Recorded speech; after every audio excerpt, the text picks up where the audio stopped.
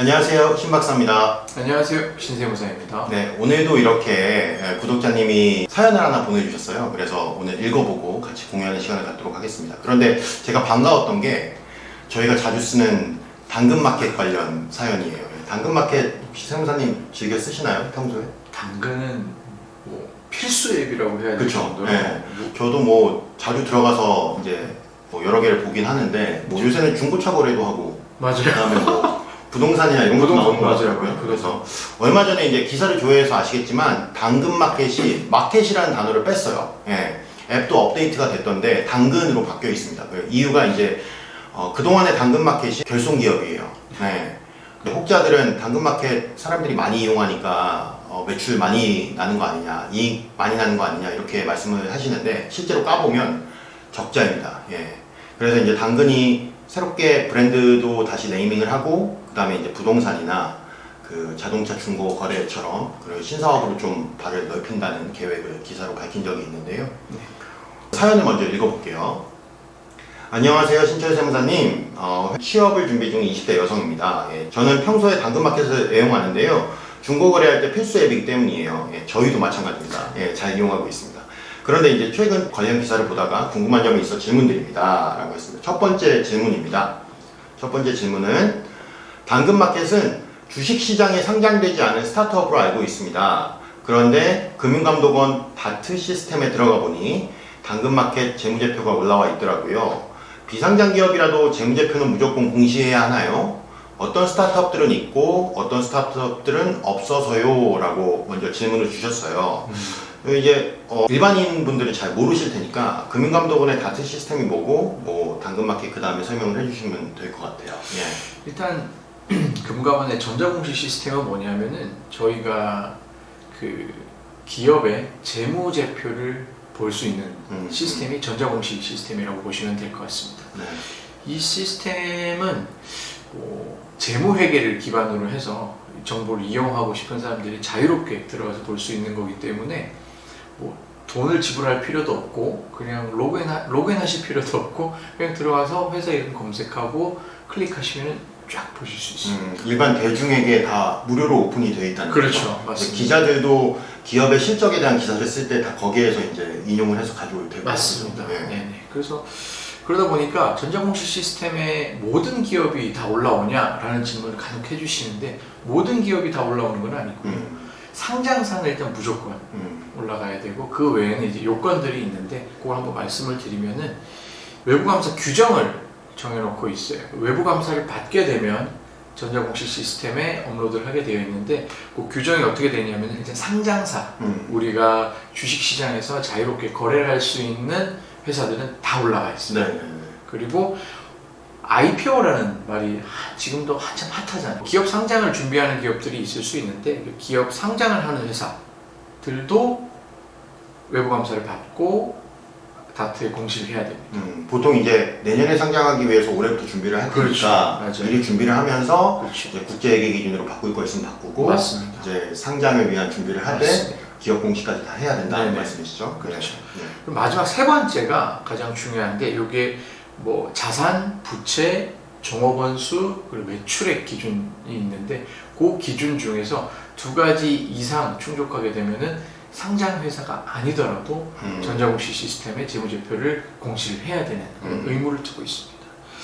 그게 외부감사 대상이 어떠냐면은 자산 총액이 500억이 넘어가면 무조건 공시를 해야 되고 두 번째가 매출액이 500억을 초과하게 되면 이상이면은 무조건 또 공시를 해야 되고 네.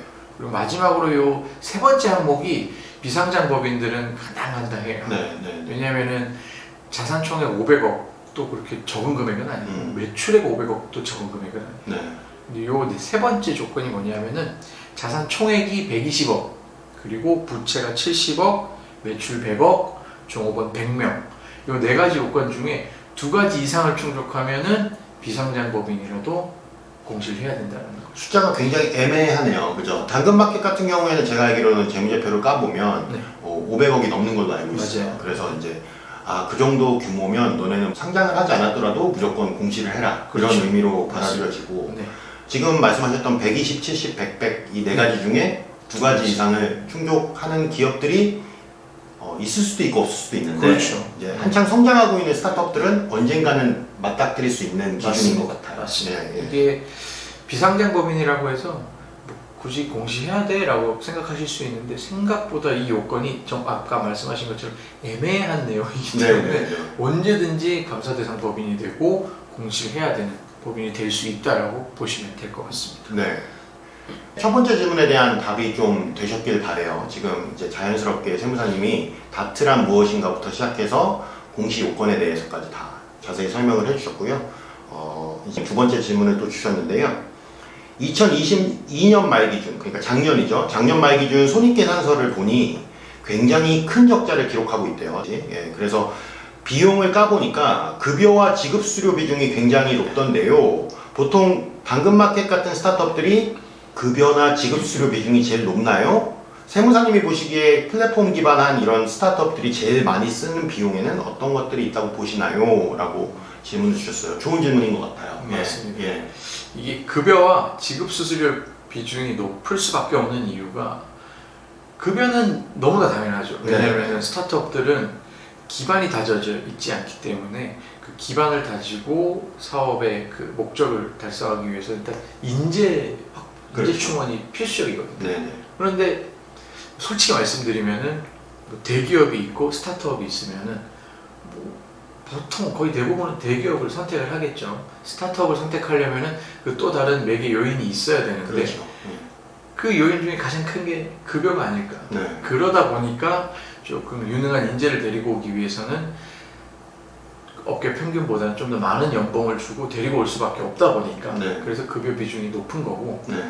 지급 수수료는 이게 좀 회계를 조금 담당하셨던 분들이랑 마실 수도 있는데 지급 수수료라는 계정 자체가 되게 애매해요. 맞아요. 굉장히 포괄적이죠. 그죠? 맞아요. 네. 그래서 이거를 세부적으로 나누어서 회계 처리를 해서 손익계산서 항목을 넣을 수도 있고 뭉뚱그려서 지급수수료라는 계정으로 넣을 수 있는데 보통은 뭉뚱그려서 지급수수료 계정으로 집어넣기는 합니다. 네. 그러다 보니까 여러 가지가 다 들어가요. 뭐 네. 예를 들면은 이체 수수료라든지 아니면 뭐 이거는 회사마다 다 다른데 프리랜서 분들 급여를 지급할 때 지급 수수료로 넣는 경우도 있고 외주 용역. 네, 외주 용역비로 넣는 경우도 있고 그리고 그 외에 세무대리 수수료 저희한테 지급하는 그리고 회계감사 수수료 이런 것도 대부분 다 지급 수수료로 들어가다 보니까 어떤 기업들은 이제 클라우드 상에 그 서버를 올려놓고 이제 플랫폼을 운영하고 있는데 그렇죠. AWS나 애저 같은 서비스 수수료도 그렇죠. 지급 수수료로 넣는 기업들도 많더라고요. 네, 예. 그리고 그 외에 뭐 마이크로소프트 오피스라든지 그렇죠. 예.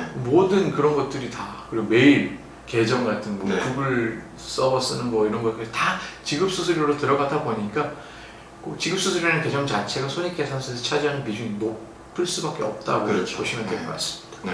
마지막으로 세 번째 질문입니다. 다른 동영상의 세무사님 설명을 통해서 적자 기업은 법인세를 내지 않아도 된다라고 이해했습니다. 예, 맞게 이해하신 거죠, 그죠? 네, 예. 그렇죠. 당근마켓도 마찬가지일까요? 라고 질문 주셨어요. 예. 이익이 나는데 성공하면 법인세를 그때부터 내야겠죠? 라고 질문을 주셨는데 어떤가요?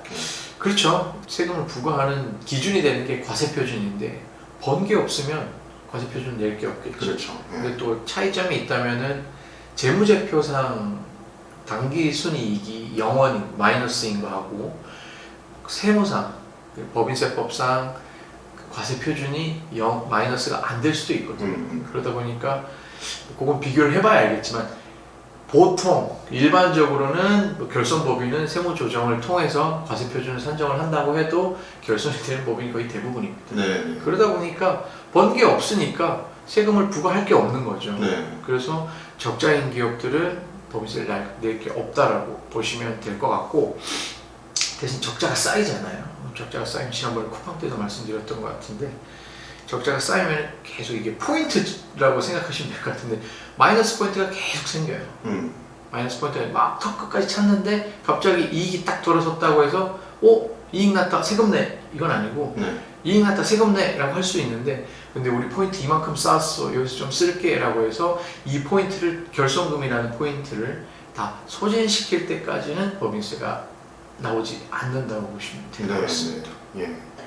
구독자님 지금 설명이 좀 이해가 되셨는지 모르겠어요. 예, 당근마켓은 그래서 지금 결손 기업이기 때문에 법인세를 낼 건 없다. 기본적으로 이렇게 이해하시면 될 것 같습니다. 네. 오늘 구독자님 덕분에 당근마켓에 대해서 좀 질문을 받아보고 저희도 나름 공부를 해서 이렇게 알려드리게 되었어요. 당근마켓은 앞으로 어떻게 될 것 같나요? 당근마켓이요?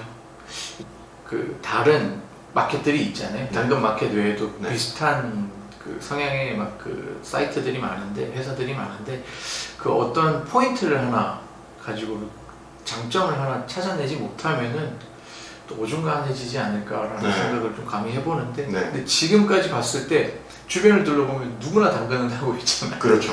그런 걸 봤을 때는 그 성공할 가능성이 좀 더 높지 않나라고 생각을 하고 있고, 가장 중요한 거는 수익 구조를 어디서 창출해내느냐. 맞아요. 그게 당근의 가장 큰 숙제가 아닐까라고 네. 생각을 합니다. 아무래도 당근마켓의 경영진 분들도 잘 알고 계실 거예요. 그럼요. 수익 다변화가 절실히 필요하다는 점을 알고 계실 거고, 그래서 지금부터 이제 당근으로 이름도 바꾼 다음에 여러 가지 영역을 지금 손 대려고 하는 것 같습니다. 앞으로 당근은 좀 더 지켜봐야 될 것 같아요. 네.